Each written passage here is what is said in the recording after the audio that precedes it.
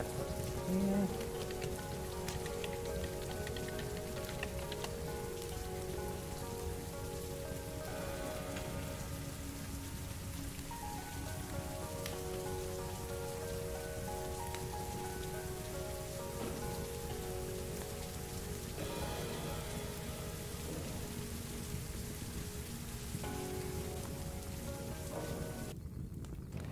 All right, good morning, folks.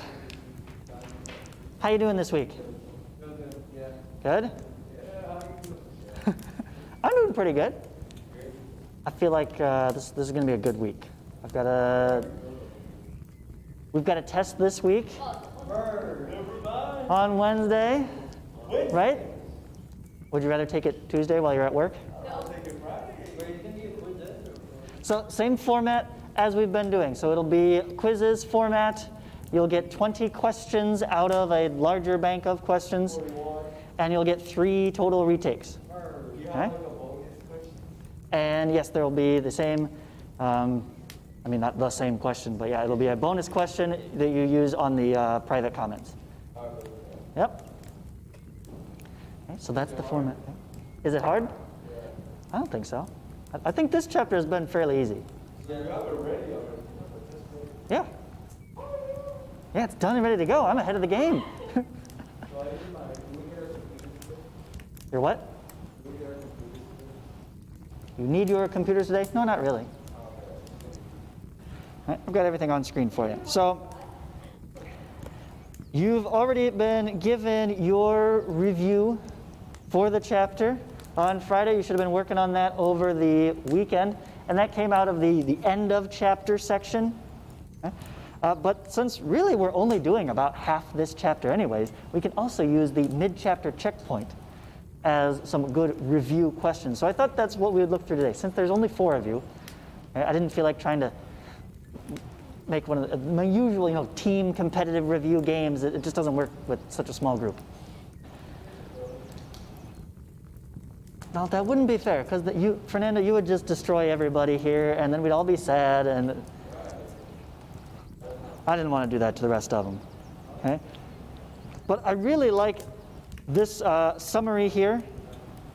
It tells us everything we've done so far, right? Talking about what is a sequence, the difference between an arithmetic sequence and a geometric sequence, and it gives us all 4 equations for the general terms of arithmetic, general terms for a geometric, sum of an arithmetic, and sum of a geometric, and even the sum of an infinite geometric series, all right there, handy-dandy reference.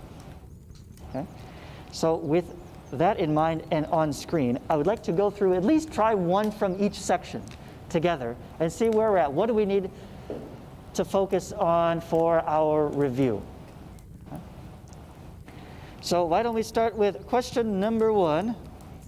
Can everybody here write the first 5 terms of this sequence? I'll zoom in for you right there. Paper and pencil, ready, go. Write it down.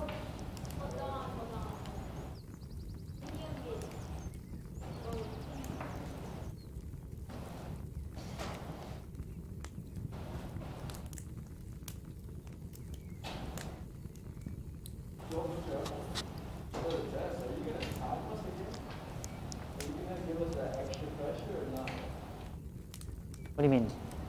Like last time in the test, we were on time. On the timer would go down, and if we ran out, we would get the question off. I didn't realize that was on. Okay. I don't think I turned that on this time.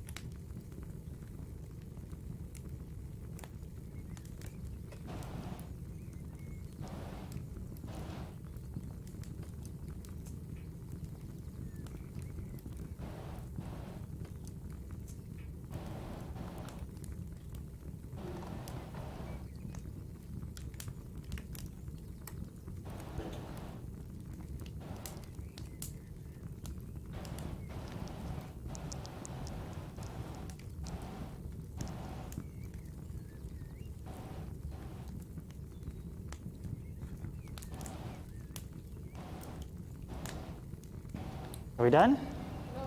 No? A1 equals 1.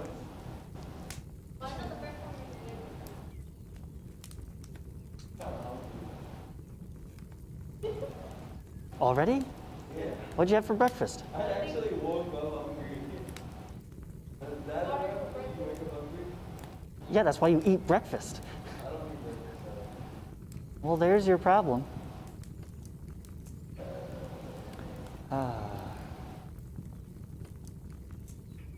The first 4 you said? Oh, I can't find it. What first 5 terms it says?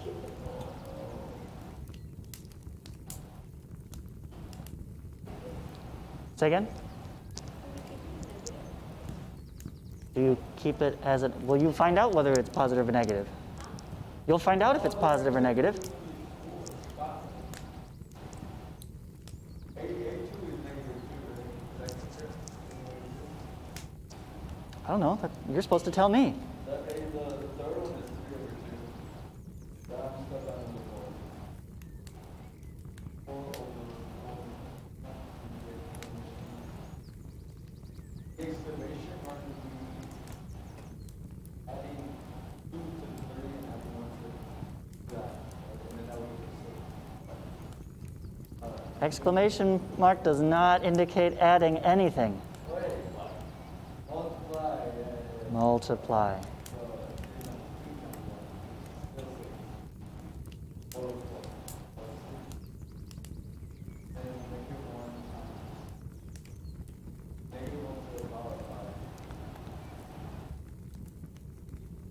All right, let's start going through this, see if Fernando is correct. So A sub 1, let me get a slightly smaller pen size, there we go.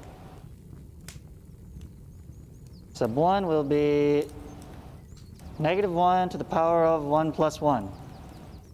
Right? Just fill in 1 for n here. So we got 1 over 1 minus 1 factorial there. Right? So 1 plus 1 is 2, and negative 1 squared is positive. So it's just 1. 1 minus 1 is 0, and 0 factorial is by definition 1.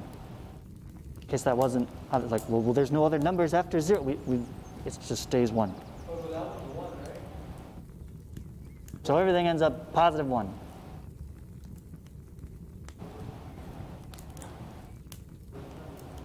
So the first term is 1. Yeah?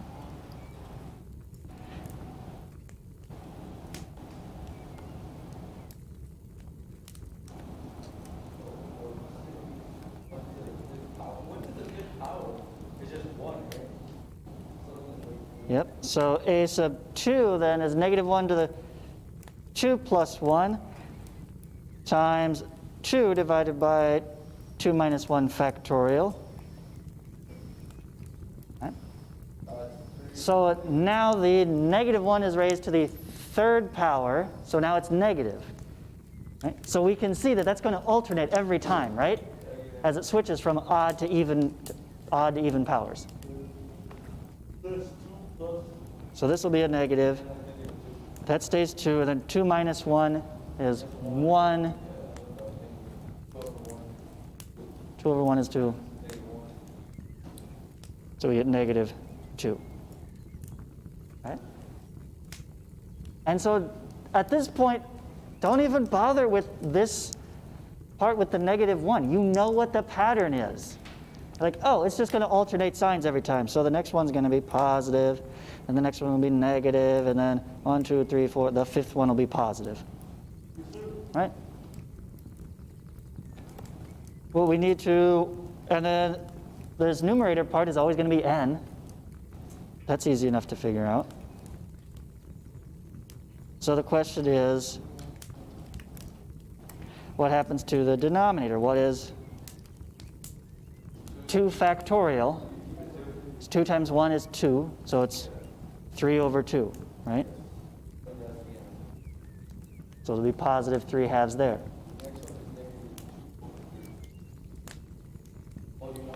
How about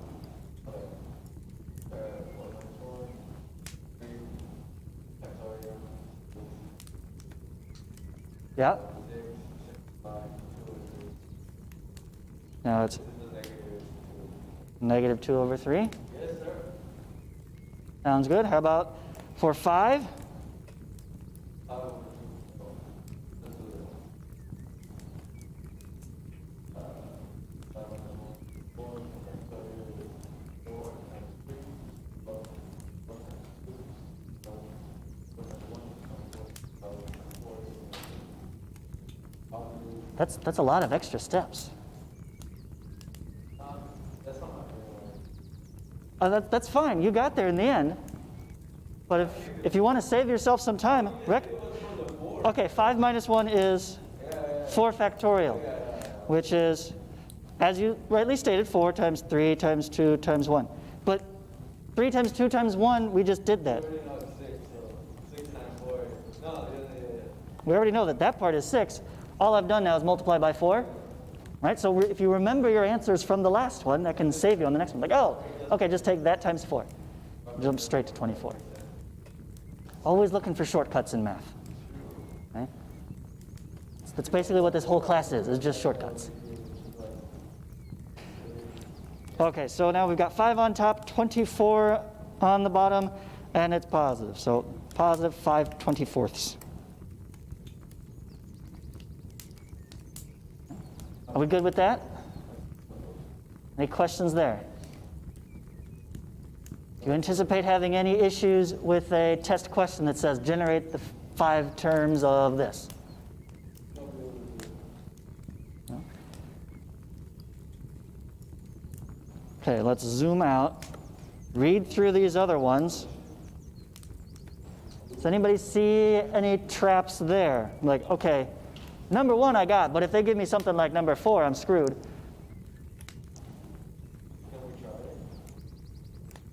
You can. Well, that's what I'm asking you. Can you read through this and check with yourself mentally? Like, yes, I could do that. No, I don't think I could do that one. And we'll focus on the ones that look intimidating.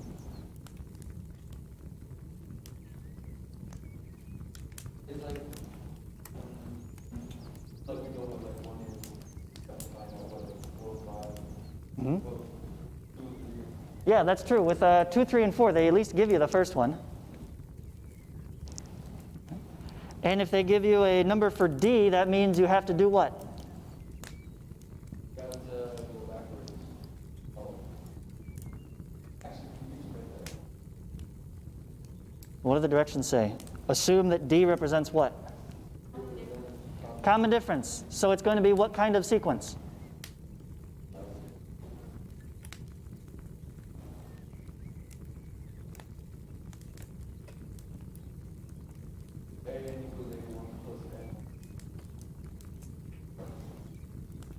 Which is what kind of sequence? The arithmetic. Arithmetic. And we've been doing geometry. So what am I going to do with this number? You have to assume. No, there's nothing to assume there. It's all given to you. Oh, you have to find.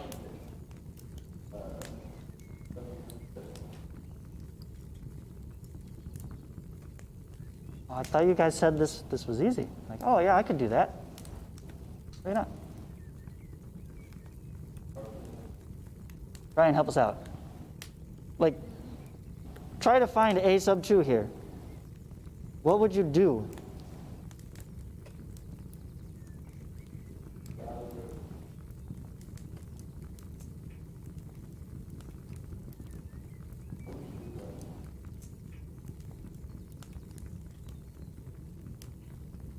If they give you the constant difference, and they give you the starting value, You create that little thingy. I forget what it's called. It's like you do the sigma? No. We're not finding the sum. We're just listing the terms. that thingy right here. We don't do that. No.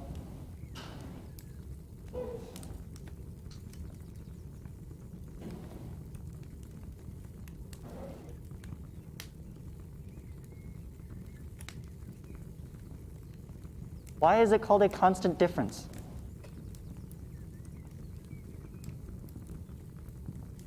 Where does that come from? What you got to do is you got to write 5, right? And from there, use the common difference. It's the difference between two entries, right? And you move it. So like basically it's 5, so you subtract 3, and it goes 2. 2, and you subtract 3. You subtract 3. Yes, that's what we're saying. If the constant difference is -3, then what you want to do, that was the question I said. What do you do? Subtract 3 each time. And if it was like a positive, Right. you add it. Or if it was positive, you'd add it. So in general, you are adding the constant difference to the previous entry to get the next one in the sequence. Right? And adding a negative is like subtracting. So that's going to decrease. What about here? Number 3 is they don't give you D, they give you R. That's a geometry. It's a geometric sequence. So what do I do? How do I get the next term?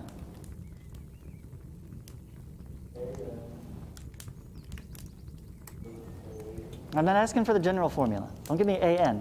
Tell me how to get to A2. Plus 5. Well, I start with the 5. Because A1 was 5, and then do what to it? Multiply by the ratio. So in this case, multiply by -3, right? So I get -15.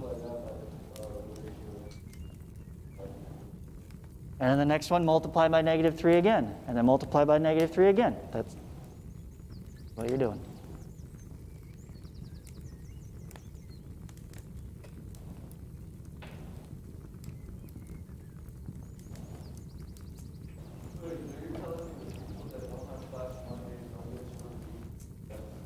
That's why this is on YouTube.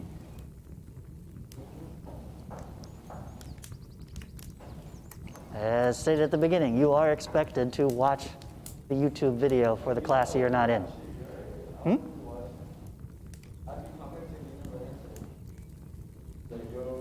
It sends me emails if anybody comments, so. Unless you're talking about the live chat? Oh, I can't see that because it's covered up by all the other windows.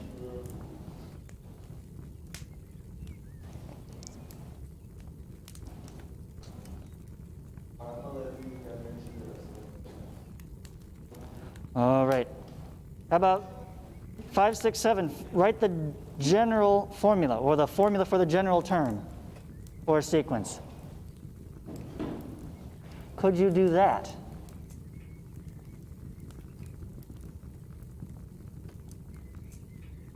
Let's start with 5. What is happening here to these numbers? Going from one to the next, what's it doing? Is there a constant difference? Because it could be a constant difference or a constant ratio, right? You've got to check. I thought you said you were going to let the rest of them answer. They don't deserve it. He is right, though. Does everybody see that? Add 4 each time? Okay, so the general formula, you need to know where you're starting. Well, yeah, we can write that down.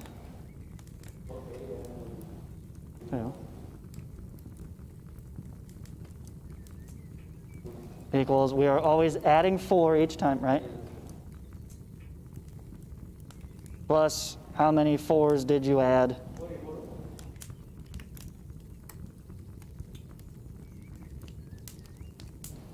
Right? You said the constant difference is 4. I add 4 each time.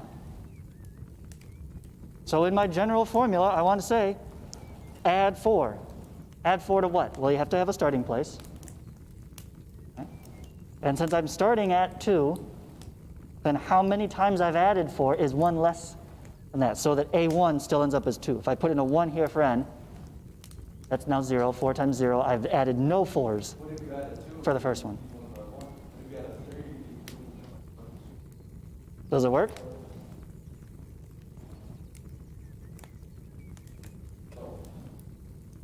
No, doesn't work? Did I do the formula wrong? We have the general formula, right? A sub n is always the first term plus n minus 1. D is 4.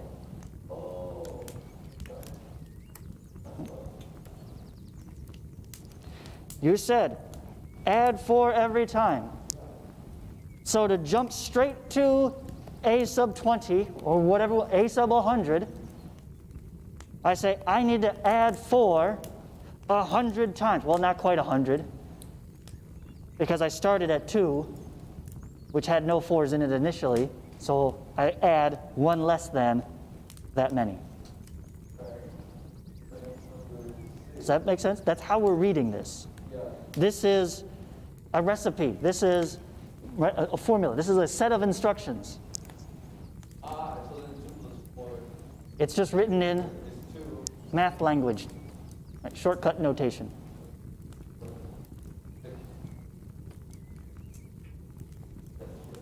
Yeah?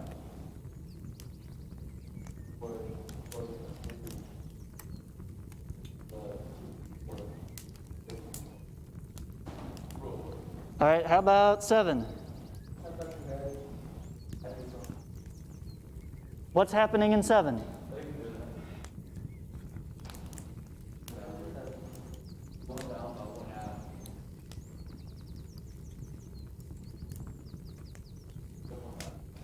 Decreasing by 1/2 each time?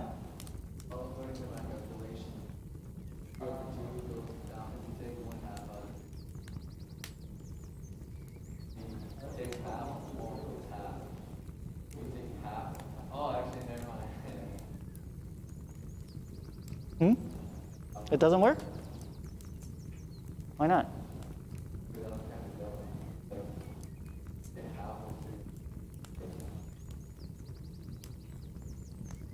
So you're not taking half, as in multiplying by half. So is it a constant rate or a constant ratio or a constant difference?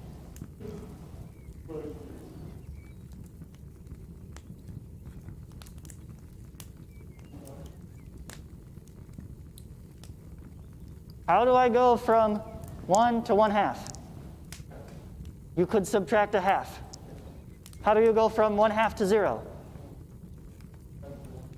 Subtract 1/2, right? Do I go from 3/2 to 1 by subtracting 1/2? Let's just check. All of them hold up, right? So yes, constant difference again. So what's the general formula? And then you changed your mind and said, no, that's not it.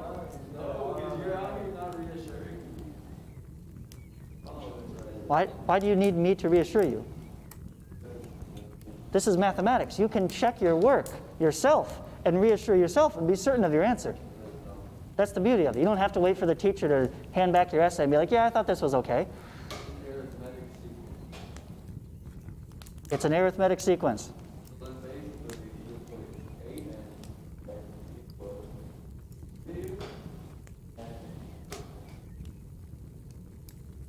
Why would we put a negative n? What's the first thing we need to write down? The first term. Where are we starting? 3 over 2. It's an arithmetic sequence. So what are we doing to the first term? Subtracting 1/2 each time. And in general, how many times did we subtract off that 1/2? In general, so in terms of n, how many times? N times? How many times do we subtract off 1/2? To find the first term, for this to give us back our first term, we have to subtract no halves, right? So when this is 1, this should be 0. So it's not n times, it's n minus 1 times. I got to shift it by 1 over. Okay?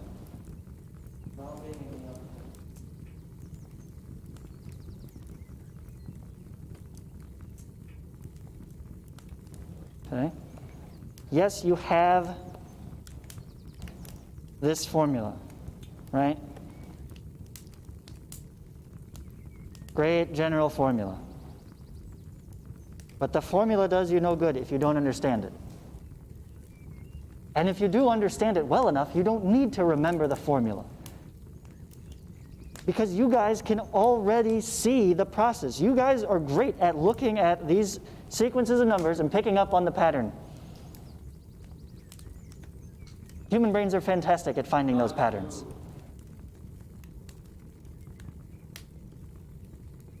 You guys agree with him? This one? Times 2. What's happening each time to the numbers? You're multiplying by 2 each time. Now I'm multiplying. So this is now what kind of sequence? Geometric. Okay, so you could go back up and look at your geometric formula. Or we could think through this. In general, for any term, same thing, except instead of add, subtract, I multiply, divide. So a sub n equals, I always start with what? Leslie? For the general formula, I always start with what?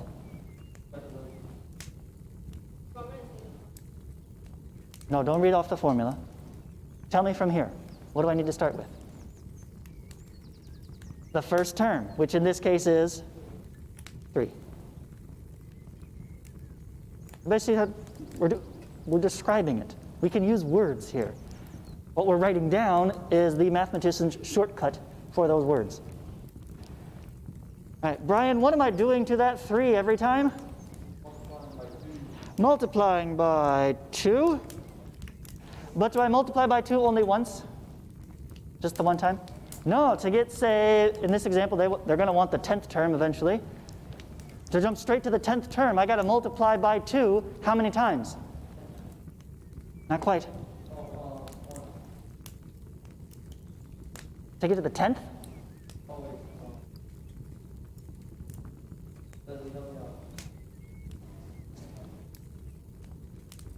Well, let's work through this. If I want my formula to give me back my first one, right? If I want this to actually say equals 3 over here, can I have any times 2's?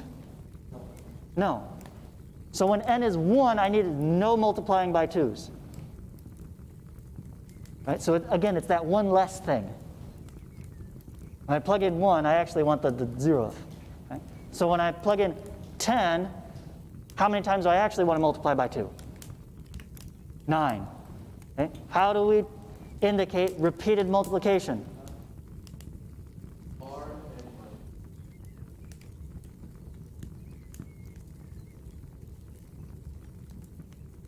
R is 2 times n minus 1. Is it like the arithmetic? It's like an exponent. It's an exponent. Exponents represent repeated multiplication. Do you see how we can reason through that? We don't even need to memorize the formula. Oh, so we n minus 1, right? So like plug in number 1, the 0 exponent. Does that mean like what's The exponent tells you how many times you multiplied by 2. If the exponent says 0, how many times did you multiply by 2? 0 times. So the 2 becomes a 1. Yeah, it is 1. Yeah. Right? And then that's how you can get 3 2. Does it work? Minus 1, 2, 2, 4, 12. There you go. See how you just checked the work, right? You didn't need to wait for me to tell you, yes, that's correct. You can just check, does this work for each of these numbers? Plug in 1, do I get 3? Plug in 2, do I get 6? Plug in 3, do I get 12? Good so far?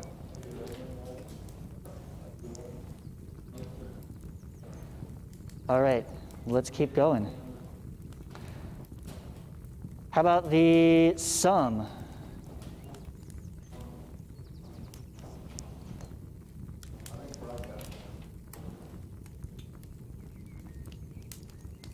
These ones are a little less intuitive. These ones, I'd say it's perfectly acceptable. Hey, we've got the formula. Just go up and use the formula. But we've got 3 different formulas. Yeah, because that one is 5. Okay, it's like Okay. So if they say find the sum of the first 10 terms, is this an infinite sum or a finite sum? Finite. Okay. So we can immediately go back to, we've got 1, 2, 3 equations to look at, right? We are not looking at this one. This one's the infinite. Now the question is it arithmetic or geometric? Well, let's take a look. What's happening? From 5 to 10, and then from 10 to 20, 20 to 40, what's happening? Multiplying by 2. So that makes it geometric.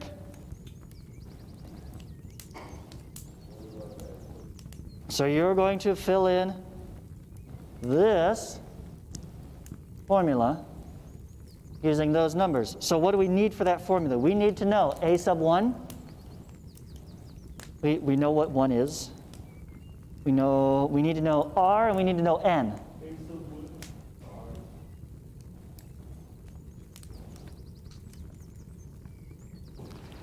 Okay, so our sum of how many terms?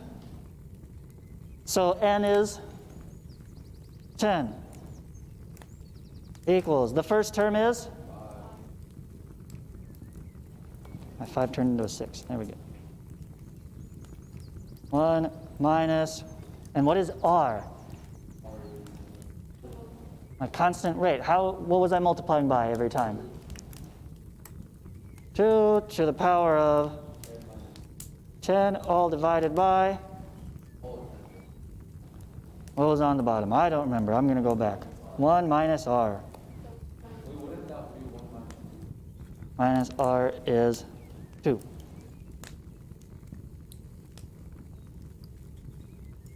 Right? That's it. We're basically done. You simplify that, of course, to get your final answer. Okay?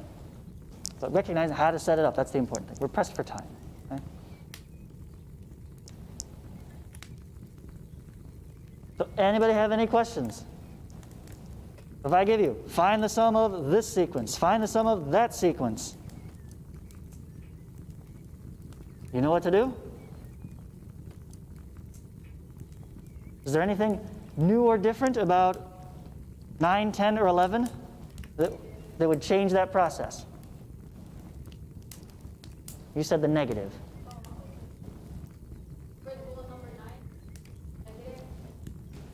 It's negative, but then the rest of them are positive, right? So it's only the starting term that's a negative number. That's fine. You just put -2 right there. Okay. These guys are alternating negatives, right? Which means your r is going to be a negative number, right? That's all that means. That's fine. We can plug in negative numbers here. That's okay. It still works. When you want us to simplify, you want us to basically just like find the actual answer. Yeah. I mean, then compute this. What is 2 to the 10th power, 1 minus that times 5 divided by -1, right? 5,150, you say? 15. Okay. I don't have the correct answer to check that. So I'll believe you for now. Hey, how about 12 through 15? No, hold on. 12 through 14. So look at 12, 13, and 14. Is this any different than these ones up here? 9, 10, 11.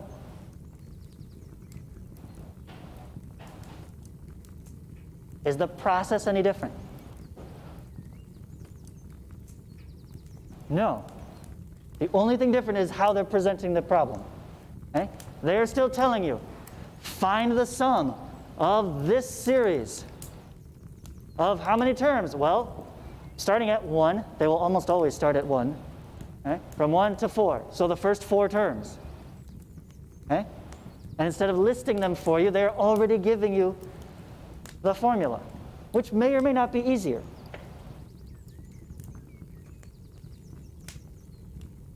If it helps, plug in 1 for I, find out what the first term is. You will need that for sure. Plug in 2, find out what the second term is. Plug in 3, find out what... If it's easier for you to work from here, then turn this into that. List out the terms. Then go back and say, oh, okay, now I know what the terms are. Now I can see what R is. Okay? Like this one, because it's in that factored form, it's not immediately obvious what your rate is supposed to be. So that's what I would do. But there is something different here. What's different on 15?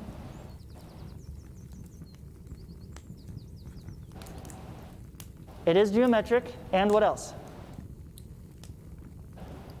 It's infinite, right? All the way up to infinity. Which means I need to use the very last formula right here. Which, really, compared to the other ones, is actually a simpler formula, isn't it? Like, there's less stuff going on in here. So in a sense, it's probably going to be easier, a little bit. Simpler computation, at least, right?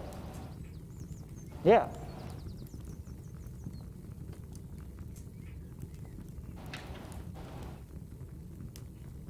Questions there?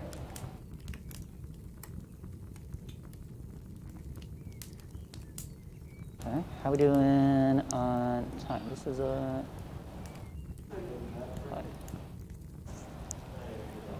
Cool.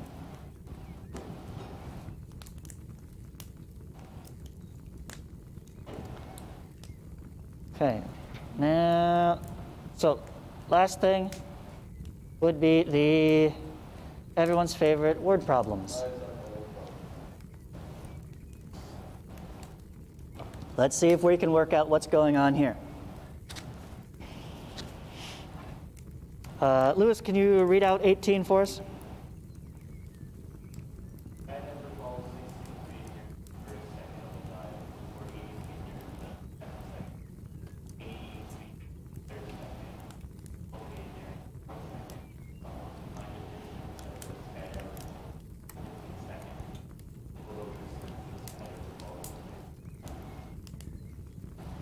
Okay. Everybody got a picture of what's going on? Right? Literally a guy falling through, and we're just measuring how far he goes each time. It starts out a little bit, and then he goes a little bit more, and then a little bit more. Right? It's bigger and bigger each time. We can see that by the numbers going up and up. We need 16, 48, 80, 112. So that's my sequence so far. We want to find the 15th term and the sum of the first 15 terms. Do you guys see that? Ryan, you're looking at me funny. No? Okay.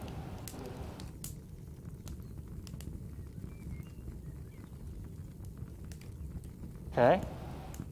So all you do is you extract these numbers here, write them down just like you would from the top there, from 9, 10, 11. 16, 48, 80, 112. Determine, is that arithmetic or geometric? Don't answer that right now. If so, what is the constant difference or constant ratio?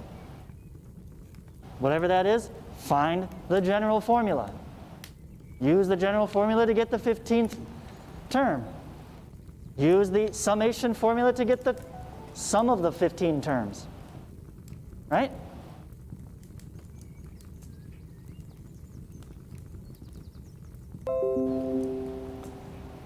Okay, how about 19?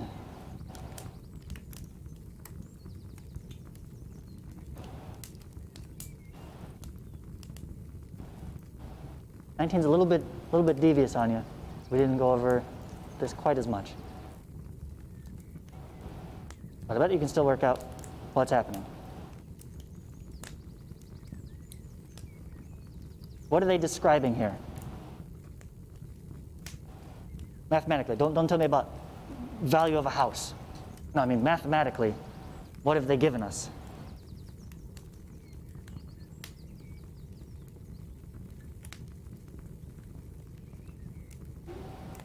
What's that?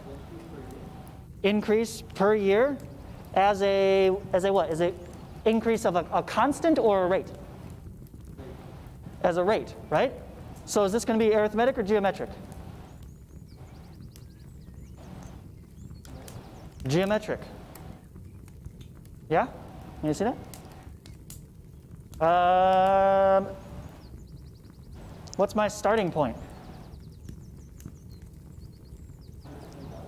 120,000. How many iterations am I going to run? What's my n? 10. Good. What's my rate? What's my r for my geometric series here?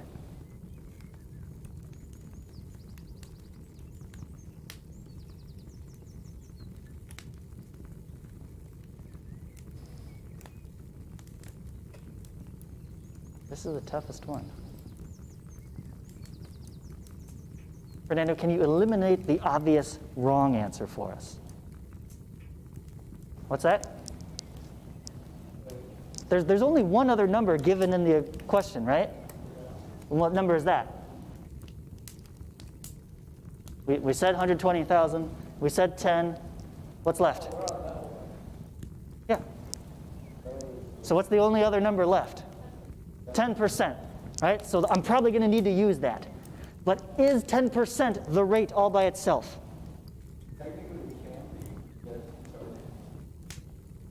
Well, Brian correctly said it's increasing. If I multiply $120,000 times 10%, am I going to get a bigger number? No, you're going to get a smaller number, right?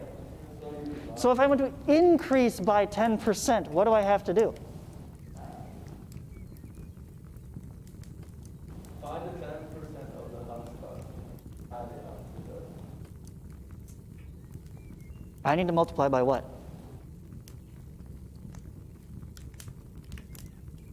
If it's 10% more, okay, I can find what 10% of that is, but I want to add that to the original, right?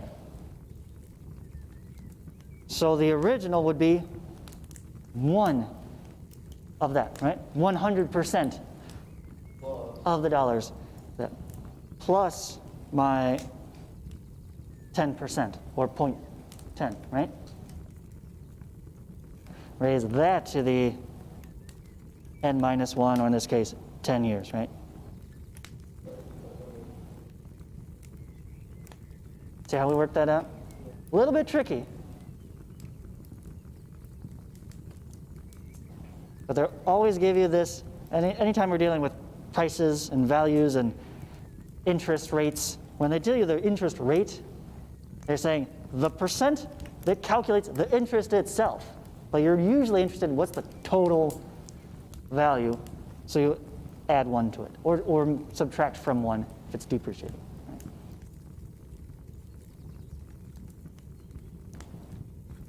Good? Questions on that? Okay. You have your review exercises. Answers can be found from the back of the book or the appendix/answers section. What's that? Yes, you have to turn it in. It's due Wednesday, morning of the test. And then on Wednesday, test link opens up. You will have all of Wednesday and Thursday to complete your 3 attempts.